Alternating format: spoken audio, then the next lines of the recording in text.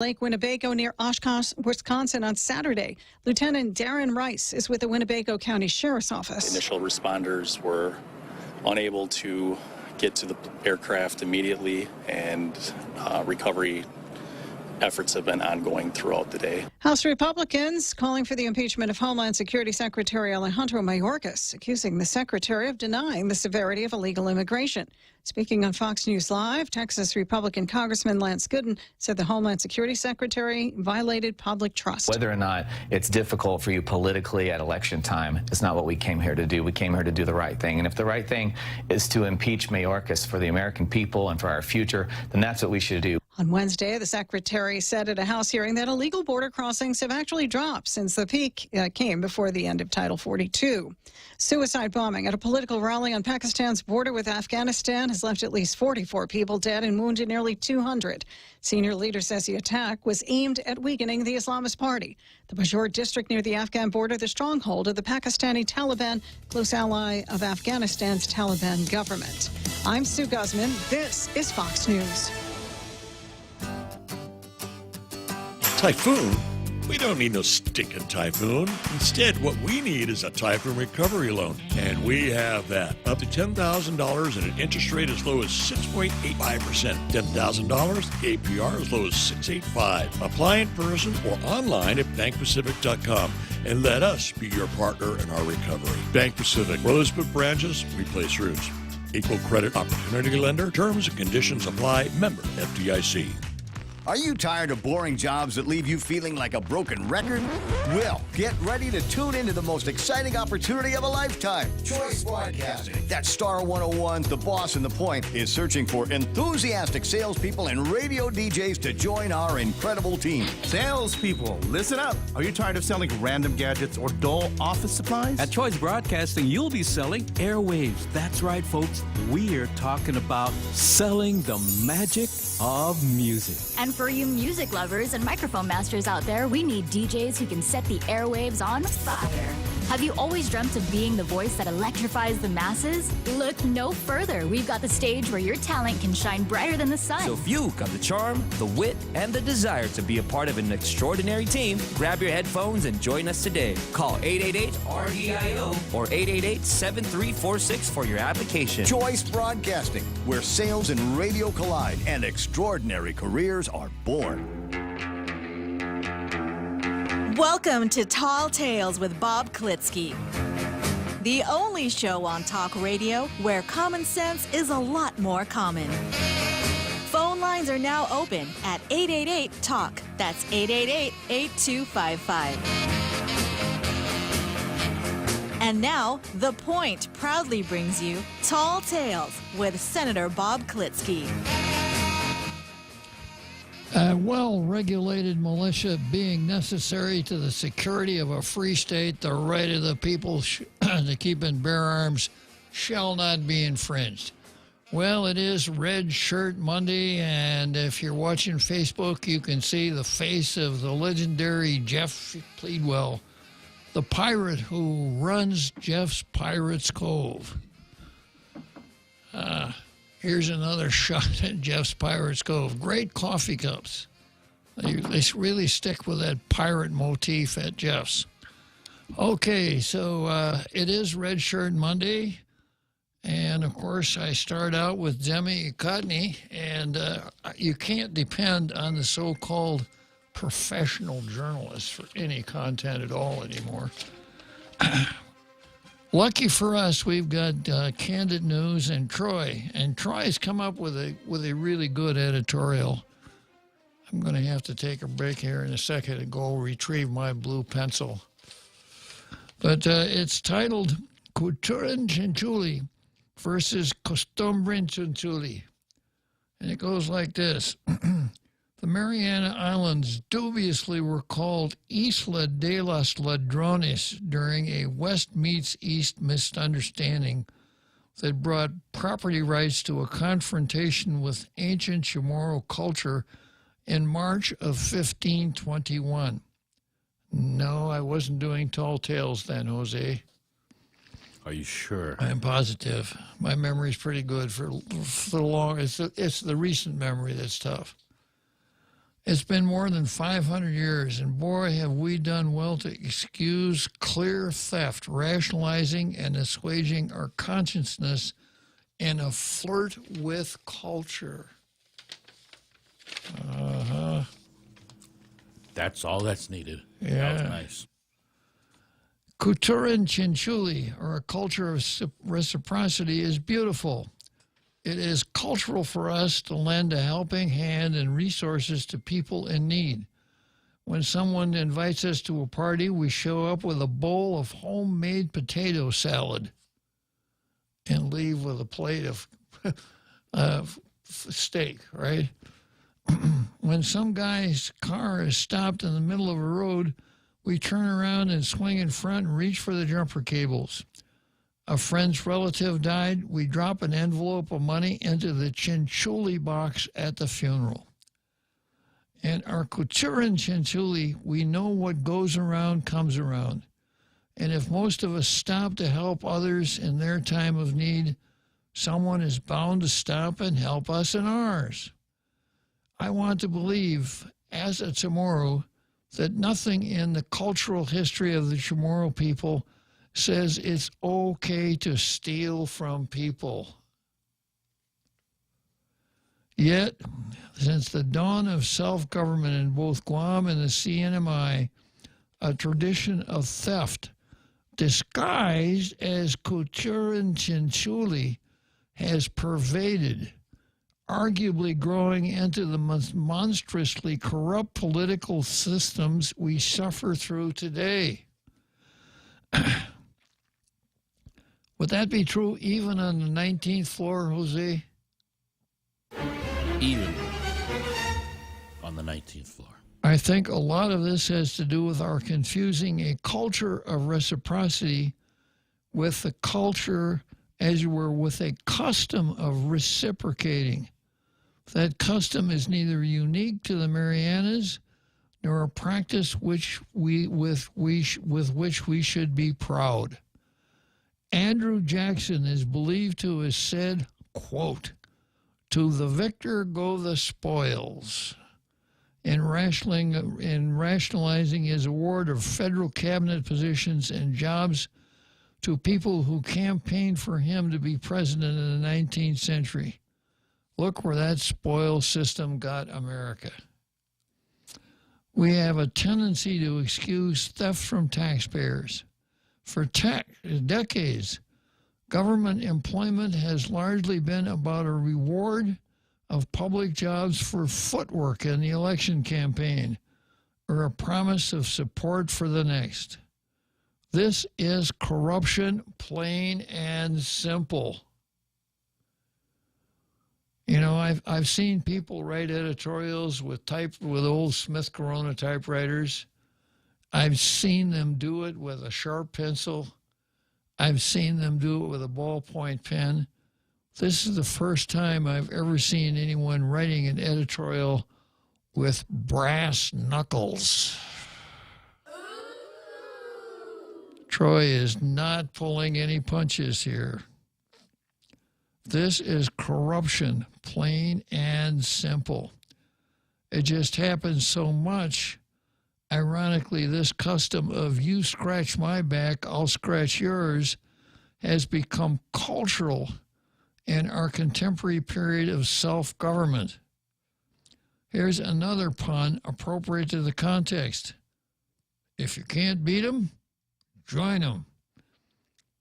Thus, though we despise corruption, the system is rigged so that many times the only way to make a living on our island is to yield to the corrupt and paint ourselves with the same shade of unethical gray. What a nice phrase. And it isn't just public employment. That's peanuts compared to contracts cronies can get because they're related to the governor, support him or her. Good for you, Troy. You didn't succumb to they. Supported him or her, benefit people in the inner circle. Cronyism infects society and cripples the market. Look how obviously good public policy fails to be implemented while special interest legislation benefits elite interests who donate to political campaigns. One of the single largest contributors to our cost of living is the Jones Act. But nary a peep from senators and the governor. The enormous cost of home rentals can be dropped overnight if the government pushed the military to make one simple change in their housing policies. No one is pursuing this. It's believed more than $100 million in cigarette taxes have not been remitted to the government of Guam, but it's taking years for officials to implement a system of accountability for collections. So I think it's fair to say, Jose, that those taxes we should have collected just went up in smoke. Shipping, real estate, cigarette distributors. Take a look at the people and companies who donate to political campaigns. Maybe Matson, maybe Midpack, real estate. I don't know who the prime movers in real estate are. Corrupt politicians on Capitol Hill, Saipan, weren't even trying to hide their corruption in the boost scandal, and with the use of hundreds of millions of dollars of federal pandemic funds. Well, you know, if you stop and think about the mechanics of cronyism and corruption, you don't want to hide it. You just don't want to get caught. And there's a difference. Because if it becomes known in the community that if you really want a contract with the governor, come election, you better really pour money into her campaign. That's how it works. In other words, the corruption is sort of an advertisement. You know, watch, see who's doing really well. And if you want to do really well, you need to do the same thing.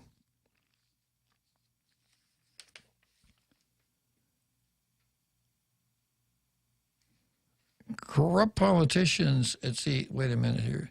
The list of people connected to the Torres administration who were vendors of the failed casino was unbelievable, especially consider the amount of money the casino operator owed in taxes and fees. You're a Chinese national and questionable alien status in the United States? No problem. For a small fee, you can get the real ID without following the law. Real ID driver's license. We accept these jobs or these contracts by reasoning and judging ourselves qualified despite the absence of real competition and objective assessment of merit. We close our eyes to the clearly unrighteous offer of the dispensations, and we see it all as a quid pro quo. I did something for you, now you're doing something for me. It's part of our culture, we tell ourselves. No, it's not. It's a destructive custom of reciprocating one favor for the other. And if it fails the test of whether it meets the mark of cultura censuli, is it right? Is it mindful of the community? And then there's the function of it all. Taking $20 from your bank account, putting it in an envelope and dropping it in the chinchulli box makes the chinchulli gift from you to the family of the dead. The official making political hire or signing off on a crony contract is taking money from taxpayers to pay for this cronyism. It would be like stealing $20 from a stranger and dropping that off at the funeral with the name on the envelope, or maybe digging into the box, going outside with a clean envelope, writing her name on it, and coming back and throwing it in the box. It's not culture. It's cronyism and theft. And there should be a special place in jail for chamorros, most especially who perpetuate this bastardization of our culture in order to qualify their misdeeds as culture, when it clearly is not. Wow. I got to fetch my blue pencil, but I notice I've got somebody in the green room here probably wants to tell about the latest scam going on in the government. It's Another Joe. Connecting the corruption dots by Another Joe. Tell me about it, Another Joe. Yeah, good Bob. So is it coincidence that they are investigating the head of the Department of Justice right now? Or not investigating, they're questioning him in Congress. You know, they have this casino. You just said I think you said they closed it down and didn't pay taxes they're supposed to. Any possibility there's a connection there, Bob? What do you think? Between the casino and the Attorney General of the United States? I mean, just overall corruption and how people are pocketing money in that casino. How many hundreds of millions or billions did they launder through that casino in CNMI? That you said they were supposed to be quote unquote investigating, and that did they ever complete that investigation, Bob? You mean the U.S. Attorney for Guam and the Northern Marianas? Well, am I mixing up the departments? Whoever it was investigating the casino and the CNMI. That's a good question, Another Joe. I don't know the answer. I'll say this: I hope so. Because I'll just keep listening to Bob, and let's see if smarter people out there like a Dangerous Guy or Crunchy come up with some better questions. Thanks for your time. All right. Good talking to you, Another Joe. I got to jump over to my bag here and get my blue pencil.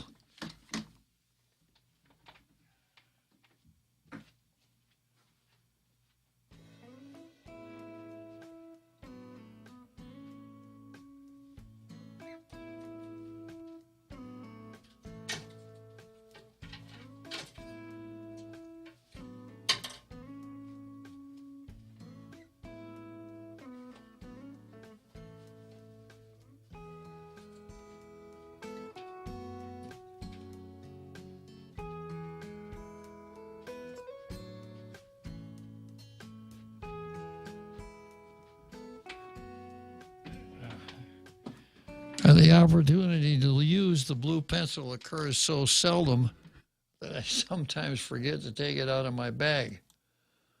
And I knew when I read Troy's column today, man, that looks like Blue Star material. So let's give us a drum roll, Jose.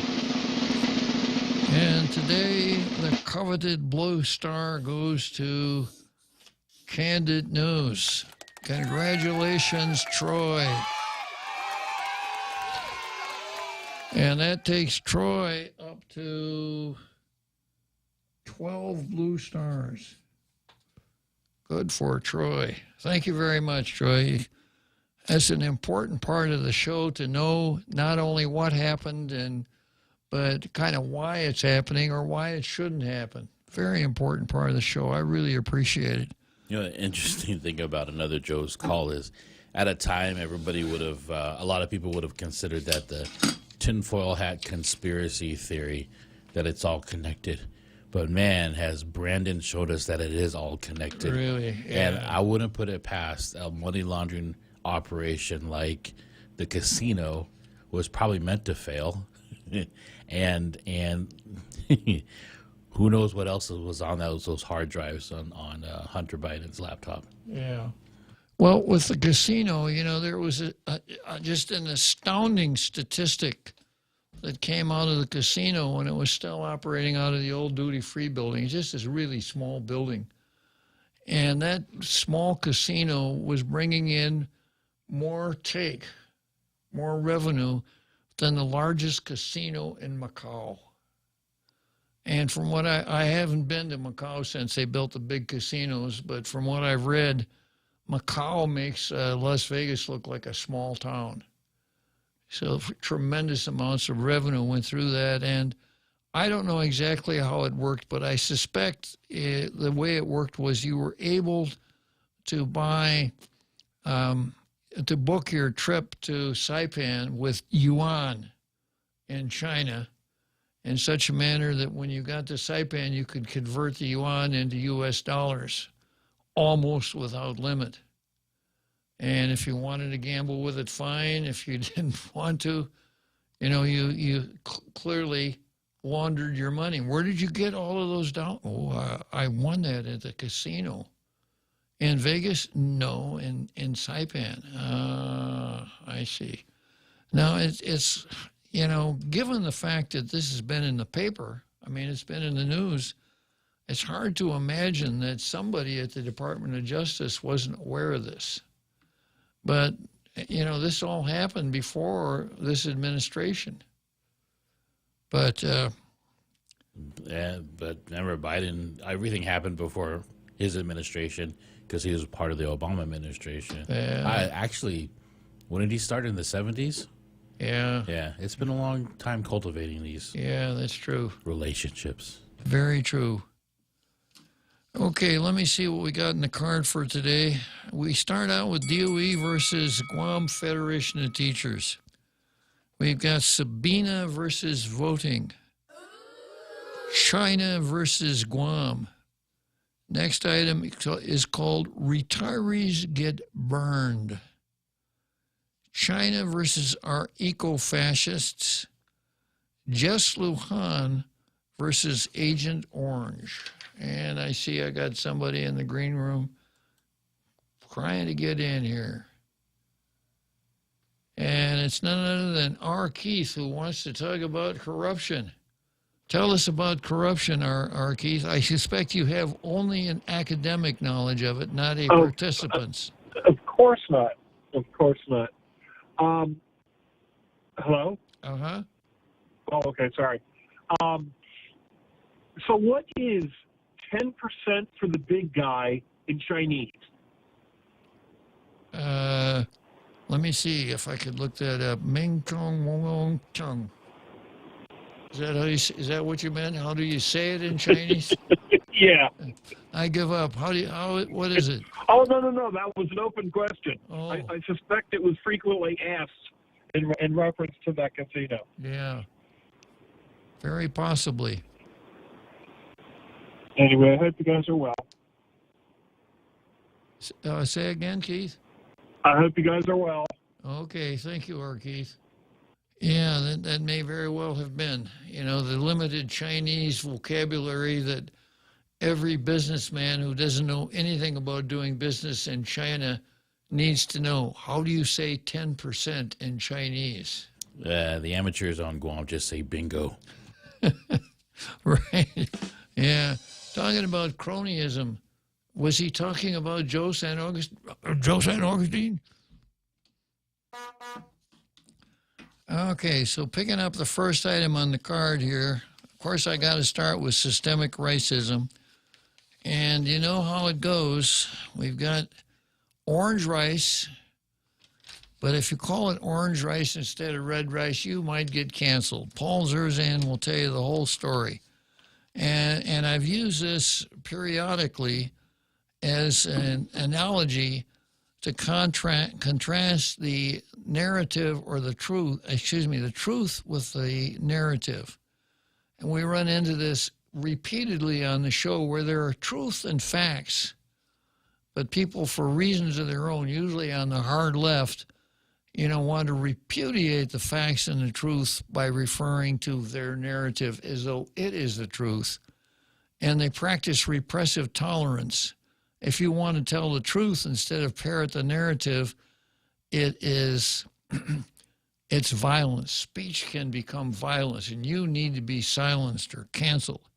So I'm very happy to say that Jeff's Pirates Cove is sponsoring systemic racism. I'm very grateful for Jeff. This is an important part of the show. And Jeff's Pirates Cove is an important part of the island. If you've never been there, man, you've missed a real treat. It's a great restaurant. It's a good bar, wonderful atmosphere. Service is friendly and good. Great view right on the coast over there on the windward side. Easy to get to now that we've built some roads out that direction. If you go there, you may even have a chance to shake an howdy with the pirate himself. So I really recommend it, and I'm really thankful to Jeff for popping up, for coming in and sponsoring systemic racism. Now, if you look at the picture on Facebook, here's an example of systemic racism. The guy on the right is wearing a Jeff's Pirates Cove t-shirt. That must be Jeff. The guy on the left is wearing a tailgater shirt. That must be Bob. Wrong. Well, you can't say that. You're going to get canceled for saying that. It's right there in the picture. Nope. Yeah. So once again, thanks, Jeff. We really appreciate your sponsorship of the show. And I want to make a recommendation that if you've never been to Pirates Cove before, it's a great place. Good restaurant, good bar, museum, everything you wanted to know about Yokoi, the last Japanese soldier to surrender. I was out there last Saturday, and I didn't want to stand in line and buy a copy of Don Farrell's book, so I bought a copy of Don Farrell's book. They've got a nice selection of local books out there, T-shirts, sort of like the one I'm wearing. Isn't that a beauty? You might even be able to talk Jeff out of a coffee cup. Pirates Cove. Okay, so going on with the card. Next item on the card, we've got Sabina versus voting. Now, this is Sabina. You know what Sabina's middle initials are, Jose? What are they? BB. What does that stand for? BB gun. She might pass a bill to ban this studio because it's become a firing range. Exactly, and we're always firing at her. So when there was a bill dealing with the rebuilding of Sanchez High School, Sabina made a floor amendment to the bill saying that the plans would be approved, but there couldn't be a firing range in the new Simon Sanchez High School. And the story was that the plans included a firing range where you could fire bow and arrow, slingshots, BB guns, but no firearms. But that didn't make any difference to her. So she got a floor amendment through that said the plans are approved so long as there's no firing range in that school. So she doesn't know the difference between a BB gun and a firearm. You could, Sabina, you could take a BB gun and put your hand out here at the end of the barrel, pull the trigger, and shoot yourself in the hand with a BB. You're not even going to have to go to the doctor. I'm not going to tell you it's not going to hurt, but it's not going to injure you. Try that with even a 22 short, and you'll be really, really sorry. But we expect people in the legislature, in addition to their other skills, their people skills, their likability, their public speaking, we expect them to actually know things, to have something between their ears, to have a functioning brain housing group, and not make all of their decisions with the alimentary canal, which starts at the mouth and ends at the gross end of the canal. But that's apparently what Sabina's decision-making process involves, her alimentary canal instead of her brain housing group. And she obviously does not like voting. Now, the most important thing that a senator does deals with bills, introducing bills, shepherding them through the legislature. When we get to third reading, voting for or against a bill. And either one can be defended. Voting for a bill can be defended.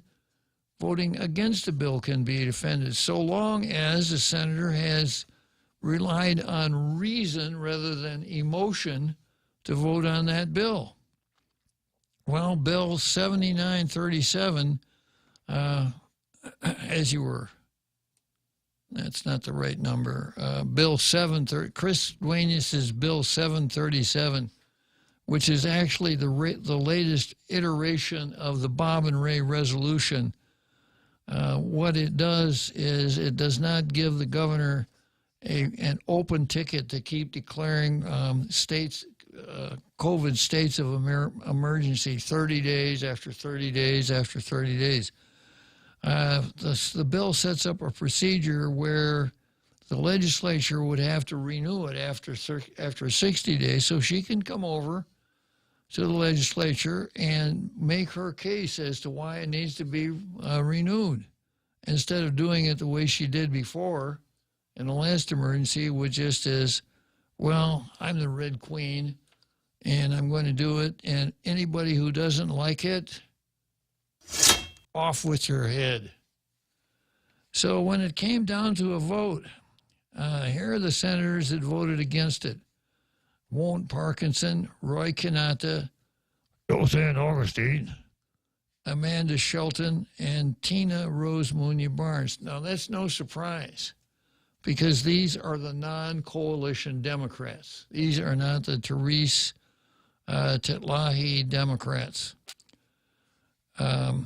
So, they're supporting their governor, which is, I'm not going to condemn anybody for that. That's one of the ways that politics is conducted. But, and the ones that voted for it were Chris Barnett, who's a Democrat, but who's a real maverick Democrat, Frank Blas, Joanne Brown, Chris Duenas, Tom Fisher, Jesse Lujan, Santa Claus, Dwayne San Nicolas, who's something of a rebel himself. I think Dwayne will go against the governor just because he'd like to see a little fireworks on the floor of the legislature, Jose. Yeah, and then, of course, Speaker Therese Titlahi, who is the cornerstone of the coalition. You'll recall that 3 Democrats signed up with the 5 Republicans to put Therese Titlahi in the position of Speaker when Roseanne Augustine was actually the choice of the Democrats. So there's one person that I haven't mentioned. I haven't told you how she voted, and I've got to tell you now. She didn't vote at all. She's too dumb to understand that you've got to figure out which way you're going to vote before the roll is called. Now, you've known since the day that the motion to place the bill on third reading passed, that the day would come when you are going to have to say aye or nay. If you're voting for the bill, you say aye.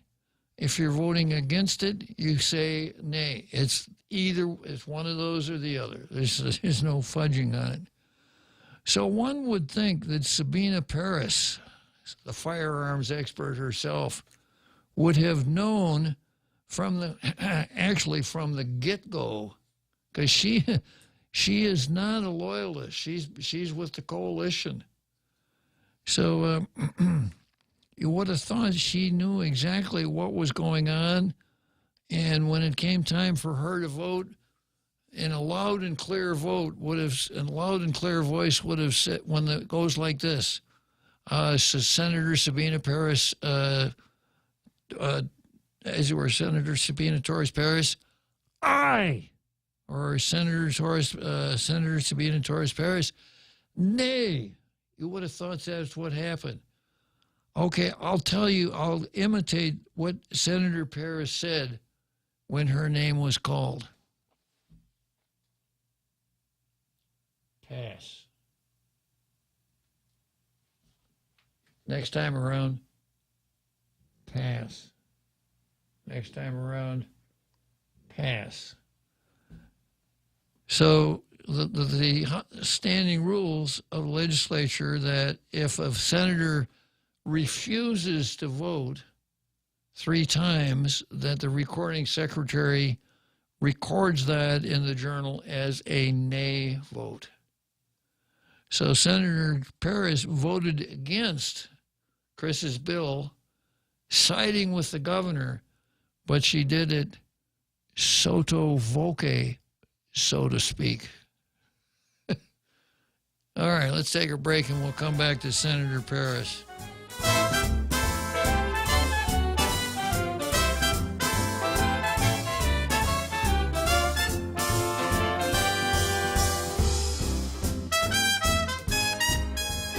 Today, this is Claire Manglona from Security Title with an important warning. Wire fraud is real, and home buyers and sellers are one of the biggest targets, even on Guam.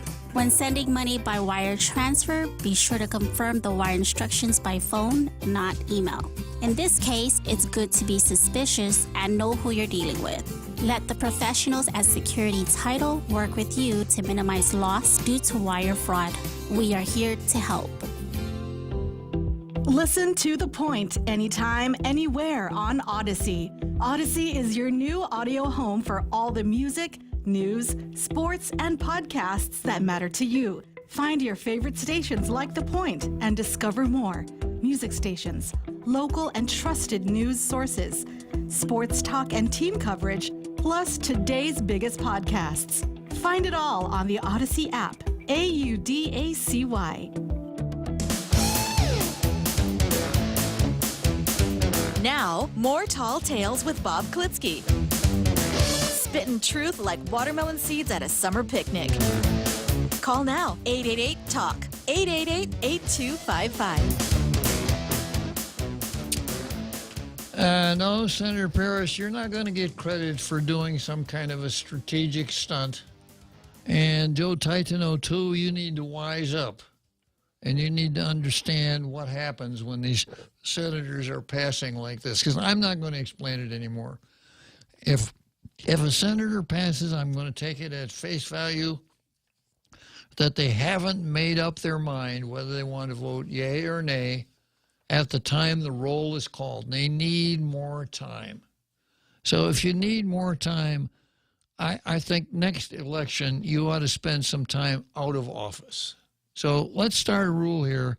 Anybody who plays this game, this passing game, we're not going to vote for them next time around because they're not smart enough to do the job.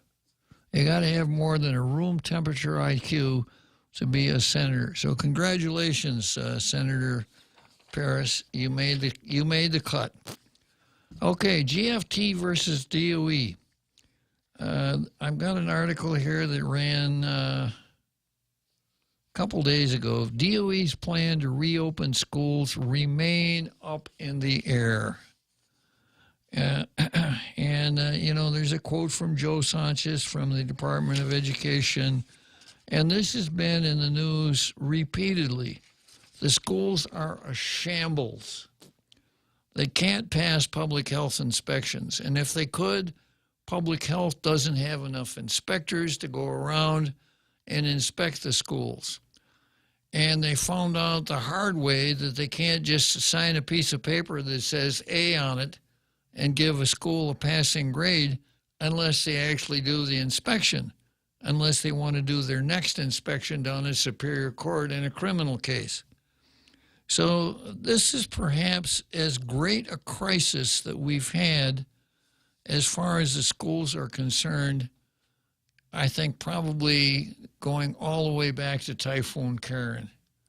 You don't know this, but in Typhoon Karen, the building we were using for a high school actually blew away. It was a set of Quonset huts in Mongmong. It had been the 5th Marine Depot, something left over from the military days, and it blew away.